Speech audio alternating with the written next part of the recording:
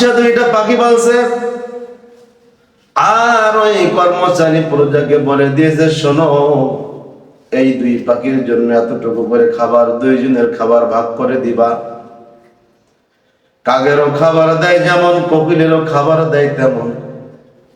কিন্তু বলেন তো দেখি, কোকিলের খাবার আর কাকের খাবার কি সমান হইতে পারে? কখনোই না। কারণটা কি? কাকের চাহিদা বেশি, কাকের খাবার লাগে বেশি, আর কোকিলের খাবার লাগে কম। দেখা যায় যেহেতু উভয়জনের খাবারটা সমান দেওয়ার কারণে ওই কোকিলের পেট ভরে সে রাতভর ঘুমায়, আর কাক যখন অর্ধেক রাত্রি হয়ে যায় কা কা করে ডাকা শুরু করে দেয়।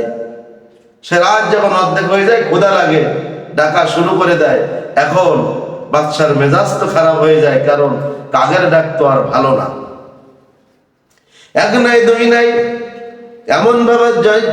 কয়েকদিন চলে যাওয়ার পরে বাদশাহ এবার কর্মচারীকে ডাক দিয়ে বলে, কর্মচারী, কি ব্যাপার?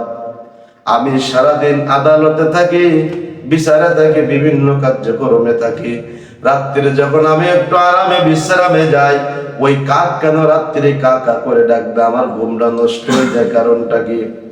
পর্যায়ে আবার বলে, স্যার, ও বাদশাহ নামদার, আপনি বলেছেন এই খাবারগুলো কাক এবং কোকিলের মধ্যে তুমি ভাগ করে দেওয়া।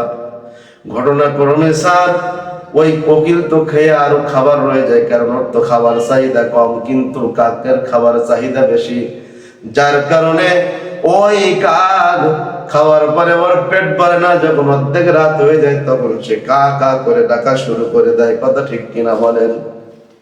বাদশা এবার বলল, শোনো, আজ থেকে কোকিলের খাবার একটু কম করে দিবা। কোকিল যে অতিরিক্ত হয়ে যায়, অতিরিক্তটা নিয়ে কাকেরে দিবা, যেন কাক সুন্দরভাবে খেয়ে সুস্থভাবে সে রাত্রে ঘুমাইতে পারে। ঘটনাক্রমে তাই করা হলো। ওই দিন রাত্রিতে আর কাক ডাকে না, কারণ কাকের খাবার তো পূর্ণ হয়ে গেছে, আরামে ঘুমাইছে, বাদশার কোনো ডিস্টার্ব হয় নাই। কিন্তু অর্ধেক রাত যখন হয়ে গেছে, ওই কোকিল কিন্তু তার কোকিল কণ্ঠেশ্বরে ডাকা শুরু করে দিয়েছে।